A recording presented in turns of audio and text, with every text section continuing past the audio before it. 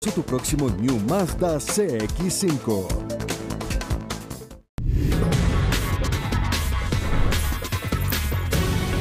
Bienvenidos para que juntos revisemos la agenda económica de este jueves. Bono por 400.000 pesos, créditos a tasa cero y más subsidios para arriendos. Esas son las nuevas medidas para la clase media que presentó el gobierno el mismo día en que se anunció que toda la región metropolitana estará en fase 2 desde el sábado, lo que obviamente reducirá la actividad económica, sobre todo el fin de semana por la cuarentena que habrá.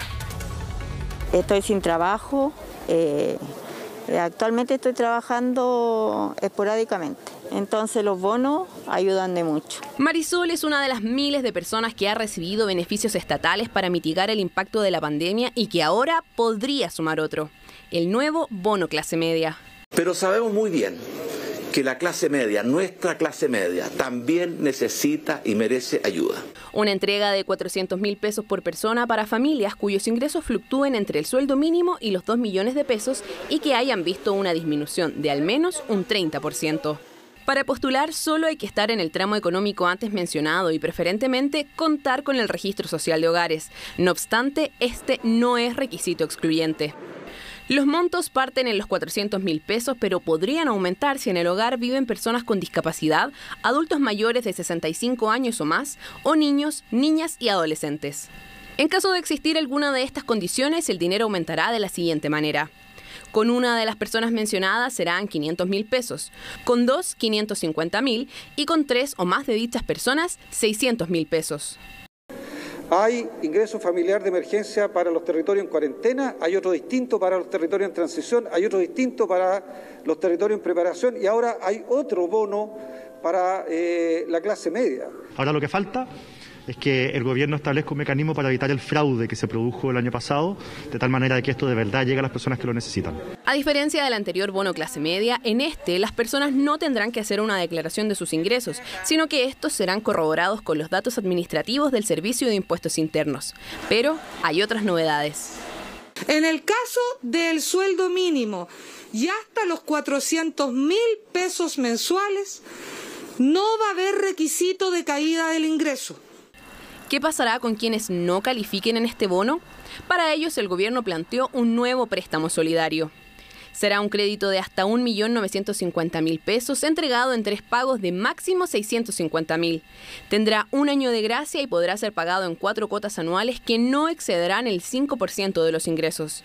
Si en el plazo acordado este no se alcanza a cubrir, la deuda se extingue. Si yo no pude, porque no me recuperé económicamente en ese tiempo y no pude pagar ese préstamo que solicité al Estado, entonces se convierte efectivamente en una suerte de nuevo bono de salida. Otro de los anuncios fue el subsidio de arriendo. En total serán 50.000 beneficiados con hasta 250.000 pesos para arriendos de hasta 600.000.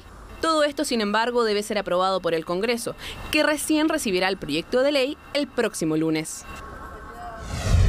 Bueno, y el gobierno anunció que en fase 2 no podrán funcionar ni gimnasios ni casinos. Se adelanta el toque de queda nuevamente a las 10 de la noche y eso implica que los restaurantes deberán cerrar a las 20 horas. Desde la Asociación Chilena de Gastronomía señalaron que estos anuncios son un nuevo y duro golpe. Estos anuncios son un duro golpe para nuestro sector. Esperamos que esta medida que se ha anunciado más restrictiva de los restaurantes efectivamente sea solo por el mes de marzo, porque esta industria no resiste mayores restricciones. Creemos que en todo este tiempo hemos cumplido generando protocolos y no así lo ha hecho el sector informal. Pienso que las precauciones deberán estar mucho más en ese sector, que es el sector informal, más que en los restaurantes y en los lugares formales.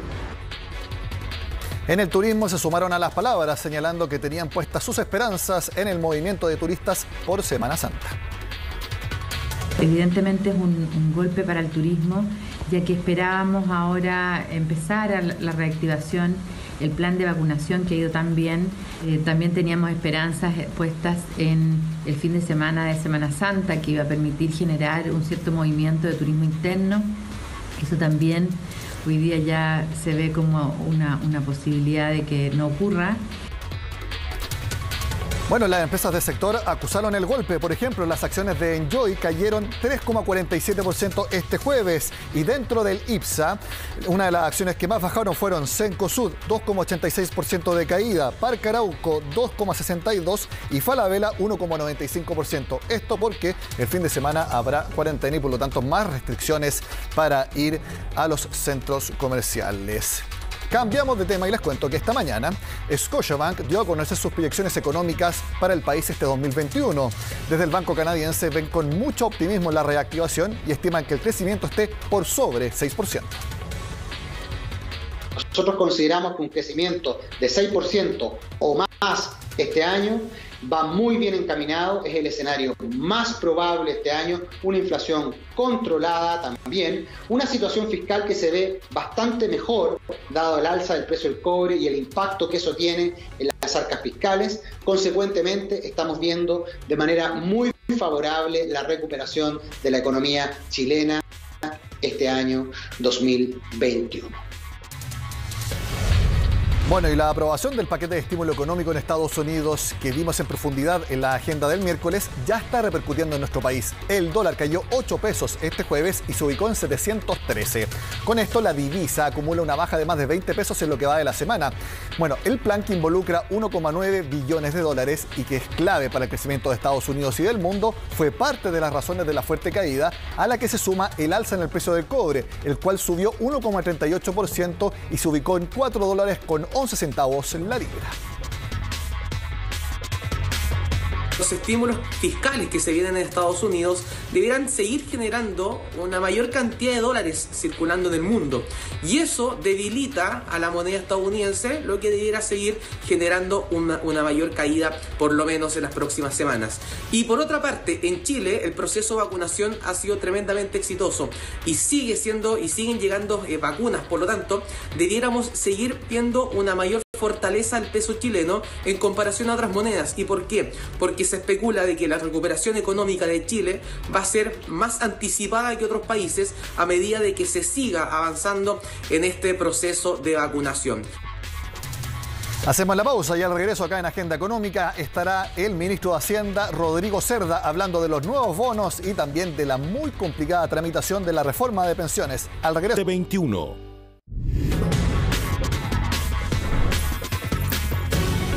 Seguimos revisando la agenda económica de este jueves. Ahora la conversación es con el ministro de Hacienda, Rodrigo Cerda, a quien vemos en pantalla. Ministro, muchas gracias por estar en CNN Chile. Muy buenas tardes. Hola Nicolás, gracias por la invitación.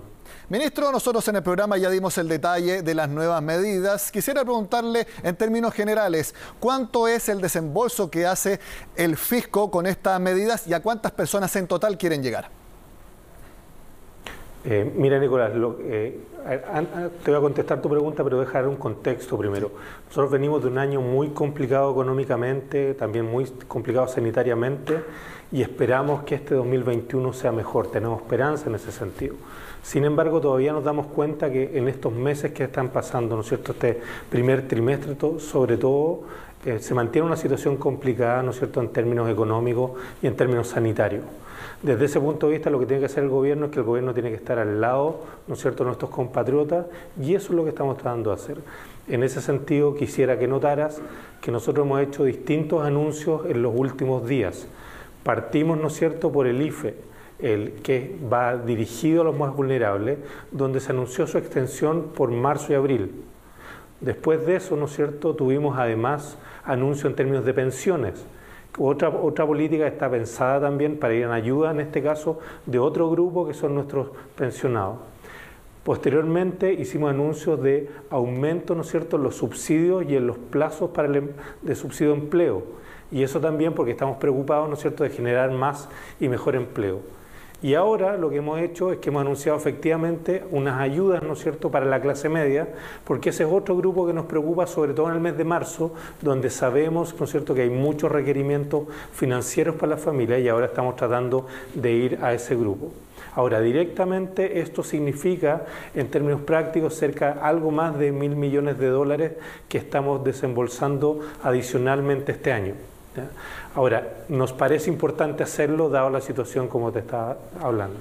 Ministro, usted mencionó entonces que, y lo sabemos todos, todavía no hemos salido de la parte difícil de la pandemia. Y este jueves se anunció que toda la región metropolitana pasa a fase 2. Y lo hicieron estos anuncios el mismo día. Me imagino que tiene relación, porque saben que al estar, por ejemplo, un fin de semana en cuarentena toda la región metropolitana, eso tiene fuertes perjuicios económicos y para los ingresos de las personas. Bueno, está perfecto, un poco lo que tú dices, ¿no es cierto? Ahora, sabemos que, por ejemplo, tenemos un programa que se llama el ingreso familiar de emergencia, que en la medida, ¿no es cierto?, que pasemos a fase 2, obviamente va a haber personas que van a obtener beneficios desde el punto de vista del fisco, que les va a hacer transferencias con el IFE, y bueno, esas transferencias van a estar ahí para esas personas. Pero nos damos cuenta que esas personas están sobre todo en los grupos del 60% más vulnerables. Nos preocupa hoy día, y ese es el anuncio que hicimos, no solamente llegar al 60% más vulnerable, sino que hoy día estamos preocupados en la clase media y cómo llegamos a ello. Y por eso que estamos anunciando este bono y estos préstamos para ello, porque esperamos que el día de mañana esto no sea necesario, esperamos reactivar la economía. Pero por el momento nos damos cuenta que efectivamente estas ayudas son necesarias y nosotros lo que queremos dar como tranquilidad a nuestros compatriotas es que en la medida que esto siga siendo necesario, el gobierno va a estar ahí, ¿no es cierto?, para poder ir en ayuda de ellos. Y también por eso mismo en la entrega de estos bonos están quitando algunos requisitos. Por ejemplo, para las personas que ganan hasta 400.000 pesos no se les pedirá que acrediten una caída en los ingresos, y además para las personas que ganan más que eso y hasta 2 millones, si no me equivoco, no van a tener que hacer una declaración jurada, sino que solamente se va a corroborar con datos de Servicio de Impuestos Internos. Eso es para llegar a más personas y más fácil. Efectivamente, y también porque recordemos que antes hubo problemas con las autodeclaraciones. Aquí queremos hacerlo lo más fácil posible, pero también, como tú dijiste, también llegar a personas que antes no llegábamos. Generalmente estos bonos, como eran pensados a clase media, partían de los 400.000 pesos hacia arriba. Ahora no, estamos pensando desde salario mínimo en adelante, ¿no es cierto? Y hay un grupo en especial, que es el grupo que está entre salario mínimo, o sea, aproximadamente 326.000 pesos, y los 400.000 pesos, que no es necesario que tengan una caída de ingresos.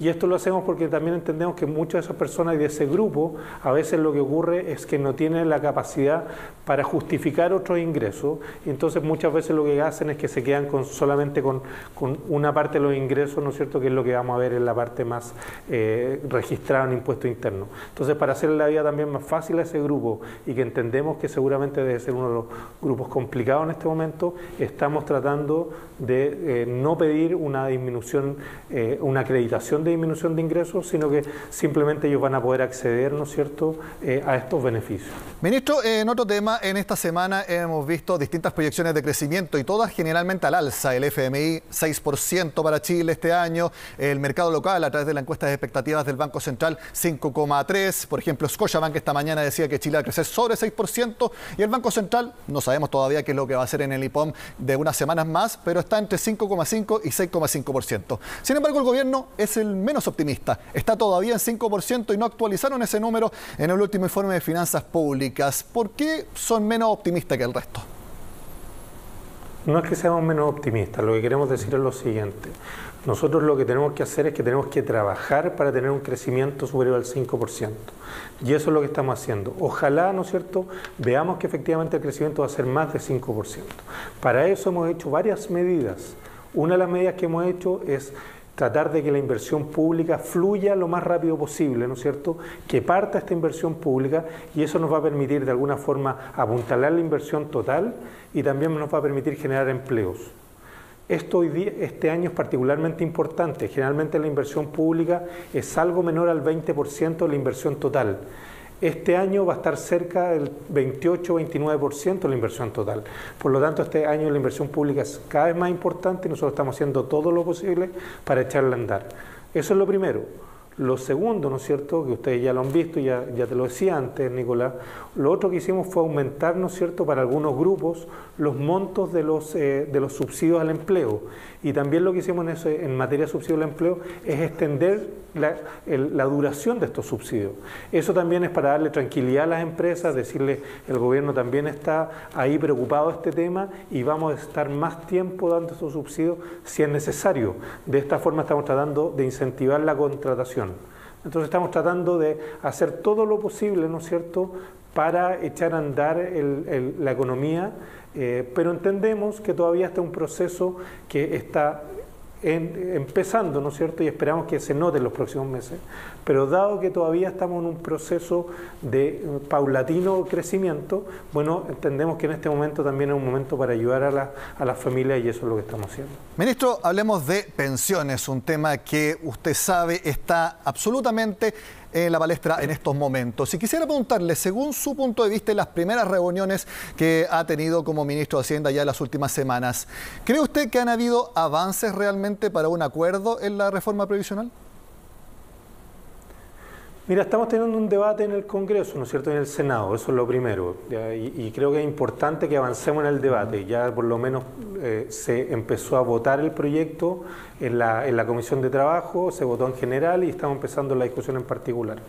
Eso significa que estamos empezando a avanzar. Ahora, ¿todavía tenemos diferencias? Sí, las tenemos. Ya las tenemos, pero bueno, lo que nosotros tenemos que tratar de hacer es que tratar de ponernos de acuerdo, ¿no es cierto?, con este caso con la oposición. Nosotros esperamos y eso creemos que tanto la oposición como nosotros queremos el aumento de pensiones, pero lo que tenemos que hacer es que, bueno, tenemos que hacerlo lo más rápido posible, ese aumento de pensiones, para que le llegue a los chilenos. Lo que queremos decir aquí es que nosotros hemos tratado de decir, mira, los fondos fiscales están disponibles para este aumento de pensiones, y es importante avanzar y avanzar rápido.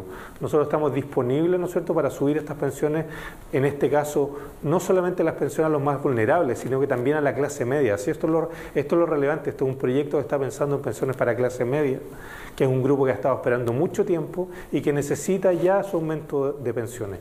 Y lo necesita ya también por todo lo que estamos hablando, ¿no es cierto? Por la misma razón que hoy día necesitábamos el bono clase media, es porque hay gente que efectivamente, bueno, dado lo que está pasando en la situación de la economía, necesita esta ayuda hoy día. Y por eso estamos tratando de avanzar. Sí. Esperamos tener avances en los próximos días, ojalá así sea, pero ojalá así sea no solamente por el proyecto del gobierno, ojalá así sea por los chilenos que están esperando. Ministro, quisiera al punto que más ha sido criticado, que es el financiamiento del alza en el pilar básico solidario. Ustedes proponen que sea a través de holguras fiscales y también para este año los recursos por la licitación del 5G. ¿Cuáles han sido las críticas? Es que son elementos que no son de ingresos permanentes para gastos que después van a ser permanentes. Y quisiera que usted explicara por qué eligieron ese tipo de financiamiento y no otro que sea entendido más ortodoxamente como ingreso permanente. Mira, Nicolás, yo quisiera decir varias cosas aquí. Lo primero es que, de acuerdo a nosotros lo que estamos viendo acá en el Ministerio, tenemos la absoluta tranquilidad de que esto está financiado. ¿Ya? Existe financiamiento, nosotros así lo vemos, ¿no es cierto? Y efectivamente tenemos espacio también hacia adelante para poder financiar esto. Ahora, dicho eso, nosotros siempre, y tal como lo hemos dicho, estamos disponibles para conversar lo que sea necesario, y si este es uno de los puntos que es necesario conversar en el Congreso, estamos disponibles y podremos también buscar, si es que así es parte de la negociación, ¿no es cierto?, alguna fuente de financiamiento adicional. ¿Ya?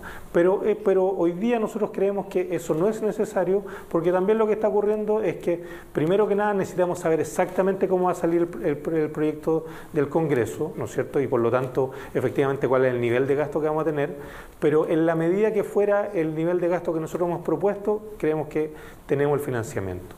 Ahora, también fíjense, también lo que está ocurriendo es que tenemos todo un grupo, ¿no es cierto?, de pensionados que vienen del sistema antiguo, a los que todavía, que corresponde prácticamente a un punto del PIB, pero que estamos proyectando que hacia adelante eso vaya disminuyendo. Esa disminución también nos entrega un espacio fiscal. De alguna forma esa disminución, ese gasto permanente, también nos entrega espacio. Entonces, por eso que tenemos tranquilidad al respecto. Ahora, de nuevo, nosotros estamos dispuestos a discutir y estamos dispuestos también a pensar en forma alternativa de financiamiento si ese fuera el tema. Lo importante es que avancemos en la reforma de pensiones. Mi última pregunta, y en ese mismo sentido, ministro, parece que está bastante abierto a esa crítica que le hacen. Y entonces, si el lunes, cuando vayan a la Comisión de Hacienda, tanto el Consejo Consultivo Previsional como el Consejo Fiscal Autónomo recomiendan que se haga otro tipo de financiamiento, que se entienda más que es financiamiento permanente para gasto permanente, ¿ustedes estarían dispuestos a cambiarlo? Déjeme ser claro, nosotros estamos convencidos de que esto está completamente financiado y tenemos tranquilidad al respecto, y hay que darle tranquilidad también a los chilenos. Dicho eso, lo que sí estoy diciendo es que nosotros estamos dispuestos a discutir en el Congreso lo que haya que discutir. ¿ya? Y eso es lo que yo trataba de decir, lo que a nosotros realmente nos interesa es que el proyecto avance. Si este es un punto que quieren discutir, estamos disponibles para eso. Lo importante es que avancemos, ¿ya? Nosotros estamos disponibles también para, obviamente, entregar nuestros antecedentes, sea al Consejo Consultivo o también al Consejo Fiscal, no tenemos ningún problema y nosotros tenemos tranquilidad al respecto. Pero lo que sí es que, como le digo, lo relevante es que como gobierno somos un gobierno que estamos dispuestos al diálogo y estamos dispuestos a hacerlo para que este proyecto avance lo antes posible, ¿no es cierto? Y con eso podamos entregarle las pensiones a nuestros pensionados que están esperando, sobre todo los de clase media, su aumento de pensiones. Rodrigo Cerda, ministro de Hacienda, muchas gracias por su primera y esperamos que sean muchas más entrevistas acá en Agenda Económica. Gracias por la invitación, Nicolás, que estén muy bien. Saludos. De esta forma terminamos la agenda de este jueves. Sigan con nosotros.